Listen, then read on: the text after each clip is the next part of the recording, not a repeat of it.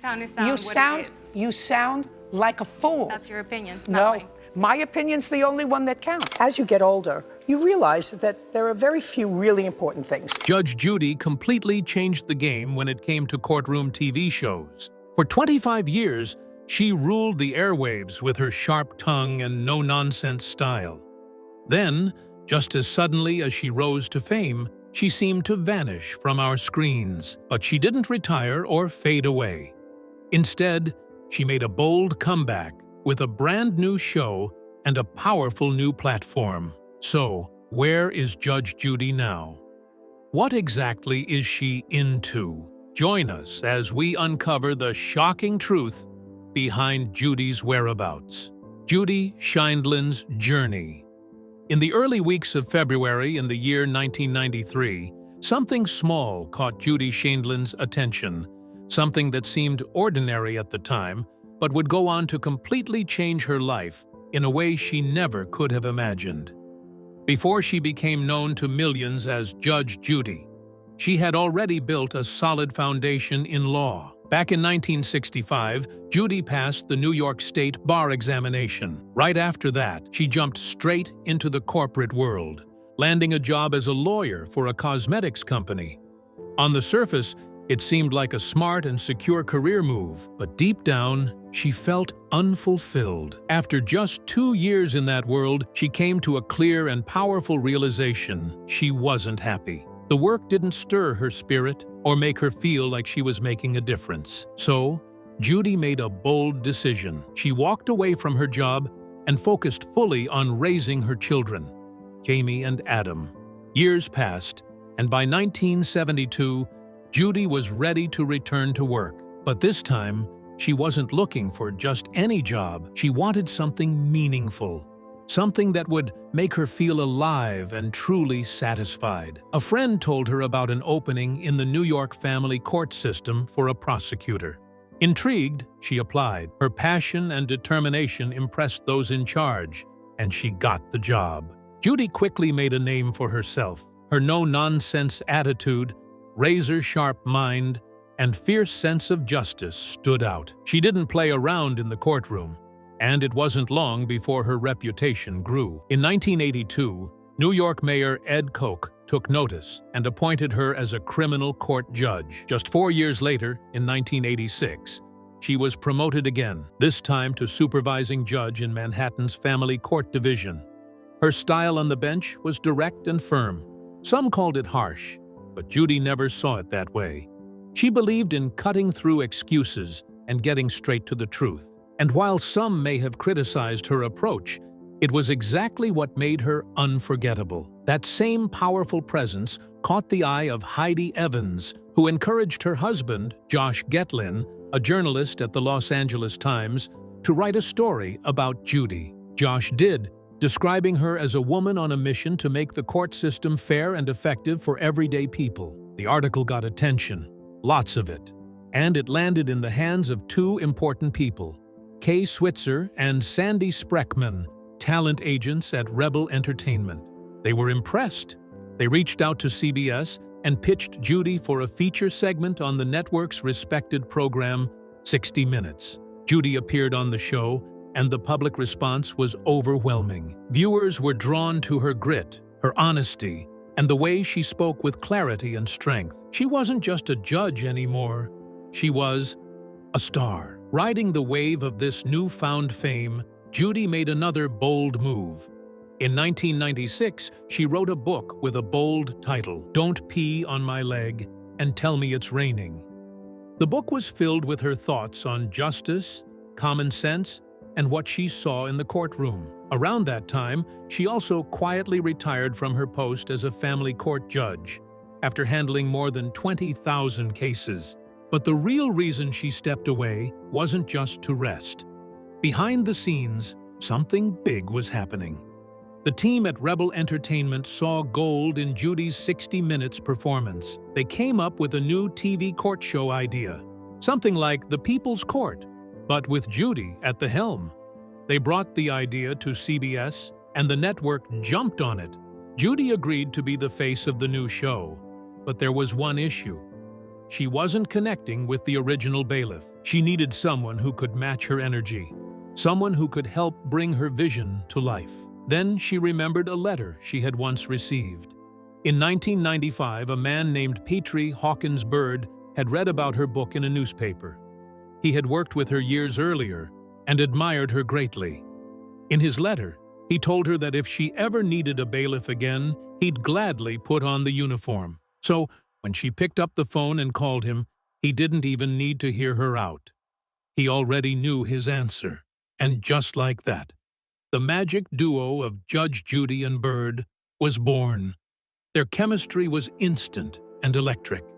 Bird, calm and steady, was the perfect balance to Judy's fiery approach. He kept the courtroom in order with his commanding voice and cool demeanor, becoming a fan favorite in his own right. Audiences loved hearing him shout, "Order! All rise!" before each case began. Together, they weren't just entertaining, they were unforgettable. Judge Judy wasn't just another court show. It became a television phenomenon. With daily viewership ranging between 9 and 10 million people, it even surpassed the Oprah Winfrey Show at times. At one point, Judge Judy was the highest-rated program in all of daytime television. It truly changed everything about courtroom shows on TV. But of course, not everything stayed perfect forever. Things between Judy and Bird eventually took a complicated turn. That story, though, is one for later. So, how did the show become the most famous? Let's find out. Judge Judy's recognition. As the years went by, Judge Judy just kept getting bigger and more beloved. It became so popular that, at one point, Americans said they trusted Judy Schindlin more than all 9 justices of the United States Supreme Court combined. But Judy wasn't just seen as a judge on TV. She had become a living legend, a larger-than-life figure in pop culture. Talk shows, comedy skits, and even news programs mentioned her name to grab people's attention. She had become a symbol, not just of courtroom justice, but of no-nonsense truth-telling in a world full of noise. Despite all this love from the public, something strange was happening. The show hadn't won a single Daytime Emmy Award. Viewers were confused. Judy was a star. The ratings were through the roof, and people couldn't stop watching. But the official awards kept ignoring her. Still, Judy was getting her share of personal recognition. In February of 2006, she received a star on the Hollywood Walk of Fame. Then, in October of 2012, she was inducted into the Broadcasting and Cable Hall of Fame. The honors kept coming. In April of 2013, she was even recognized by the vice president of the UCD Law Society. Yet for all the trophies and tributes, something still didn't sit right with Judy. Deep down, she wanted the show, Judge Judy, to finally get the recognition it deserved. The Emmy snubs frustrated her. She tried to comfort herself with the idea that many shows that won Emmys often didn't last long. Her show, on the other hand, was still going strong, pulling in millions of viewers every day. Still, the absence of that golden Emmy statue nagged at her. Then, in 2013, everything changed. After 15 nominations, Judge Judy finally won its very first Daytime Emmy Award. It was a huge moment, not just for Judy, but for her entire team. It felt like justice had finally been served. That win opened the floodgates. The show went on to win again in 2016 and 2017. Judy herself remained a magnet for accolades. In 2014, she was given the prestigious Mary Pickford Award by the Hollywood Chamber Community Foundation during the Heroes of Hollywood event. But perhaps the honor she cherished the most came on September 14, 2015, when the Guinness World Records recognized her as the longest-serving TV judge and the host of the longest-running courtroom show in history. Of course, it wasn't just about awards. Judy's earnings made headlines too. By early 2005, her salary had skyrocketed to $25 million a year. That kind of money was almost unheard of for daytime television. Her net worth soared to $95 million. placing her as the 13th richest woman in entertainment, according to Forbes. Not everyone was pleased about this. Some people thought it was unfair that a television judge was earning more than real-life judges working in busy courtrooms every day. This was only one of the many criticisms aimed at her. Still, Judy kept going. Even though the work wore her down, she genuinely loved what she did. She loved the power she held over the audience and the bond she had with viewers. And when the studio offered to increase her salary to $45 million a year, she accepted. The money sweetened the deal, but that wasn't the only reason she stayed. She loved the idea of justice being served quickly and clearly. Her courtroom didn't have the slow grind of the real legal system. No long delays, no mountains of paperwork, no lawyers twisting things out of shape. Just fast, straight answers. Fans called her a human lie detector. After decades of dealing with people in family court, she could spot dishonesty from a mile away. Many saw her as a fierce protector of justice, someone who could cut through lies and nonsense with a single sentence.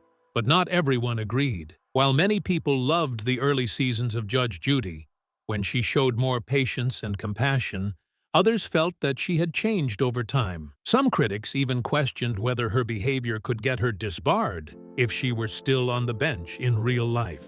They accused her of cutting people off, rushing to judgment, and showing bias, especially toward people who were poor or living on government assistance. To them, Judy had become harsh, even cruel. What most people didn't know was that Judy was struggling too. As the show pushed forward, season after season without pause, she began to lose the patience that once defined her. She hardly took breaks, and she couldn't, even if she wanted to. The show had a system that kept things constantly in motion. Litigants were paid to appear, sometimes as much as $500 if they had lots of screen time, but some got only $100 or $250. They were also flown into Los Angeles and given hotel accommodations, all expenses covered. Even the money Judy awarded in court didn't come out of the defendants' pockets. It came from the show. This setup encouraged people to appear with fake or exaggerated disputes just to get on air and get paid. Critics started accusing the show of being more entertainment than justice.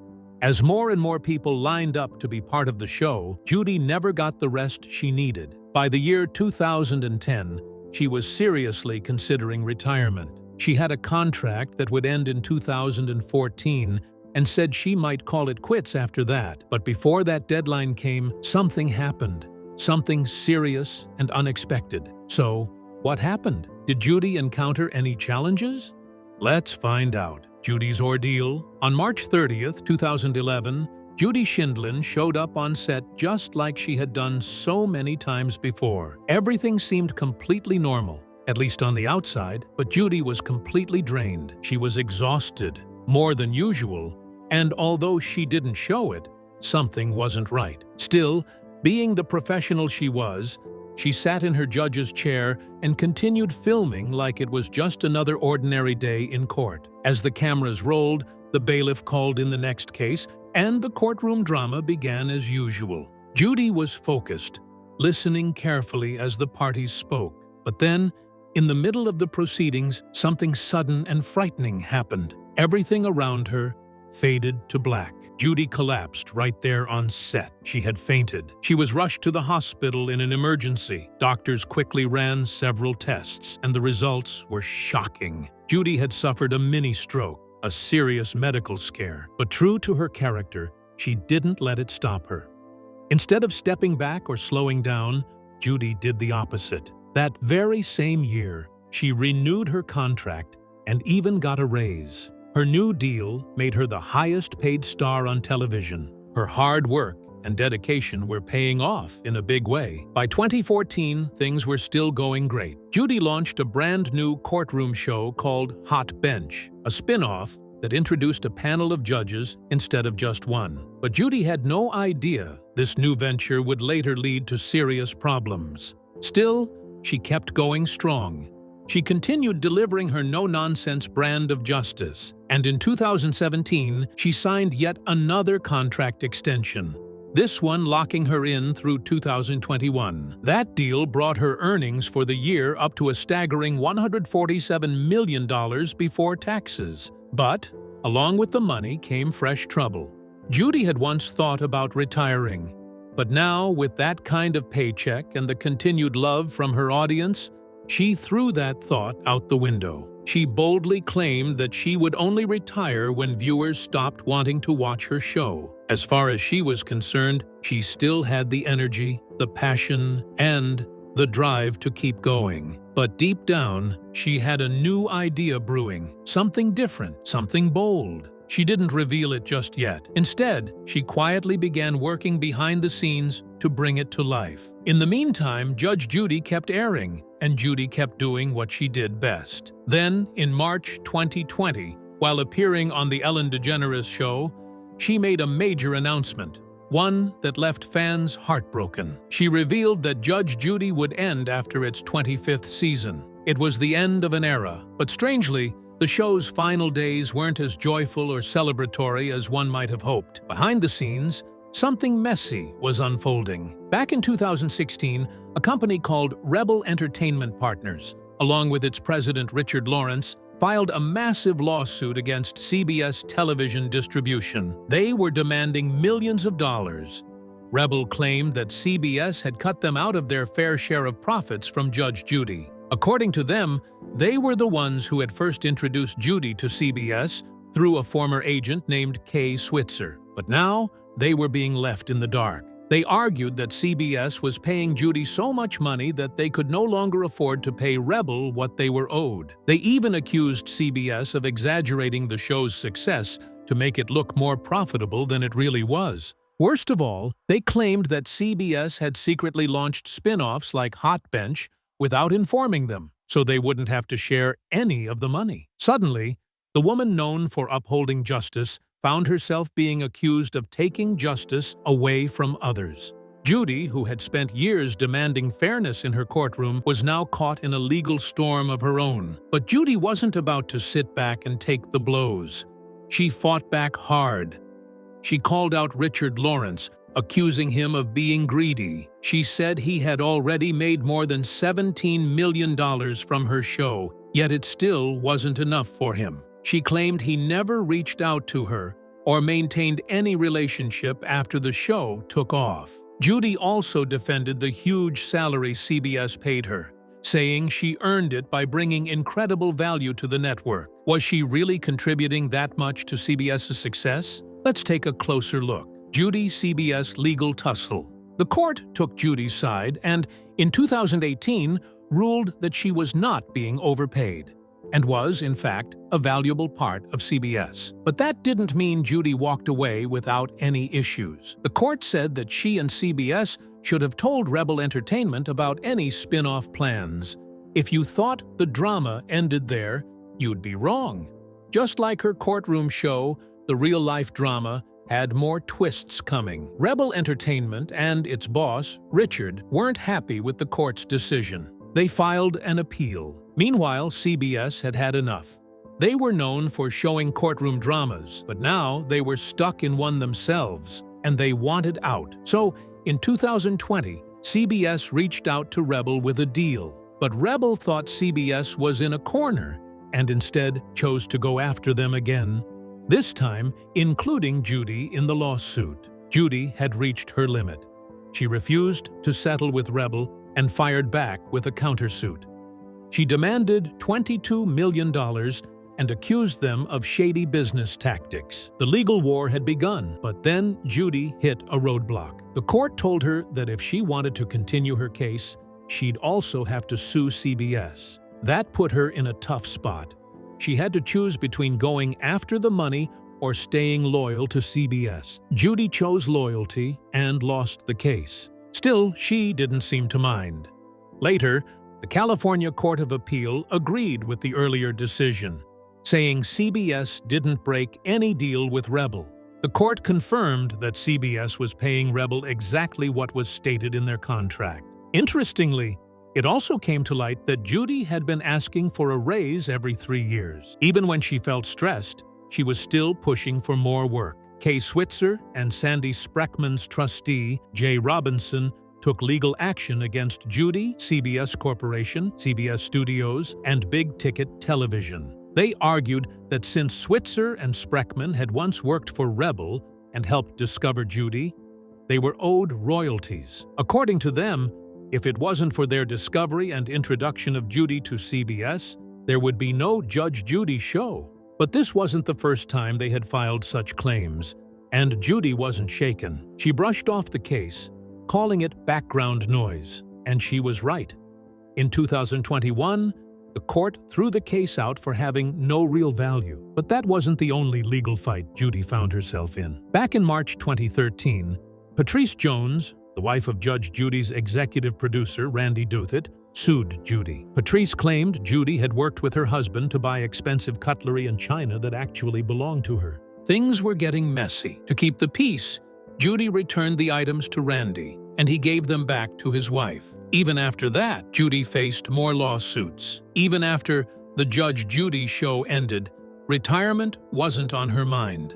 Her grandchildren were older, and instead of slowing down to spend quiet time with them, Judy came up with something new, and she created it with them by her side. How would she spend all that time? Let's find out. Judy Justice Show. Before the Judge Judy show ended, Judy already had a new idea in mind. She wanted to start a fresh courtroom show that would feel modern and connect with younger viewers. That new show became Judy Justice. To help with this new vision, she chose to work with her granddaughter. But in trying to reach a younger audience, Judy made a tough call. She didn't invite her longtime bailiff Bird to join the new show. She told Bird she couldn't afford to pay his salary, which caught him off guard. After being by her side for so many years, Bird thought she would at least talk to him about it before making such a big decision. He was hurt, but decided to accept it and move on. But fans weren't ready to let it slide. They remembered other moments where Judy seemed to keep Bird at a distance. Off camera, she never treated him like a close friend. Bird didn't mind too much, but one moment really stayed with him. At the first Emmy Awards the show ever won, Judy and Bird didn't even sit together. He was seated 20 rows behind her. And when it was time to receive the award, she let someone else hand it to her instead of Bird. Fans noticed, and they didn't forget. So when Judy Justice launched and fans saw Bird wasn't there, many were upset. They felt Judy had left out someone who had been such a big part of the original show. Eventually, the truth came out. Judy had left Bird off the new show because she wanted a younger face to appeal to a new generation. But in doing that, she nearly pushed away the fans who had supported her for years. Once she realized the backlash, Judy made a move. She brought Bird back, but in a different way. She gave him a new role as the bailiff on a spin-off show called Tribunal Justice. Now, Judy is back stronger than ever, with Judy Justice turning into an even bigger hit. So, where did Judy's journey begin? Was it all smooth sailing right from the start? Or were there bumps along the way, both in her career and personal life? Let's take a deeper look into her early days and uncover the story behind the woman who became a courtroom legend. Early, beginning, and personal life. Judith Susan Blum, the woman the world would later know as Judge Judy, was born on October 21, 1942 in Brooklyn, New York. Her family roots stretched across Europe. Her father's side was German Jewish, while her mother's side came from Russian Jewish heritage. Growing up in a warm, working-class home, Judy often spoke lovingly of her parents. She called her father Murray, a gentle and respected dentist born in 1917, the greatest thing since sliced bread. Her mother Ethel, who worked as an office manager, was born in 1921 and was, in Judy's words, a meat and potatoes kind of gal. Straightforward, practical, and no-nonsense, much like Judy herself would become. Judy attended James Madison High School in Brooklyn and graduated in 1961. She then went on to American University in Washington, D.C., where she earned a degree in government in 1963. Determined to pursue a legal career, she continued her education at New York Law School and earned her law degree, a Juris Doctor, in 1965. In 1964, while still building her career, Judy married Ronald Levy. He would later work as a prosecutor in juvenile court. The couple had 2 children, Jamie Hartwright and Adam Levy. Adam would follow in his mother's footsteps and eventually become a district attorney in Putnam County, New York, before joining Judy years later as a co-star on Tribunal Justice. Unfortunately, after 12 years together, Judy and Ronald divorced in 1976. In 1978, Judy married again, this time to Judge Jerry Scheindlin. He later appeared on television himself, serving as an arbitrator on The People's Court from 1999 to 2001. Life brought both joy and sorrow. In 1980, when Judy was 38 years old, her beloved mother, Ethel, passed away. A decade later, her father, Murray, also died, and the emotional strain took a toll on Judy and Jerry's marriage. They divorced in 1990, but love wasn't lost.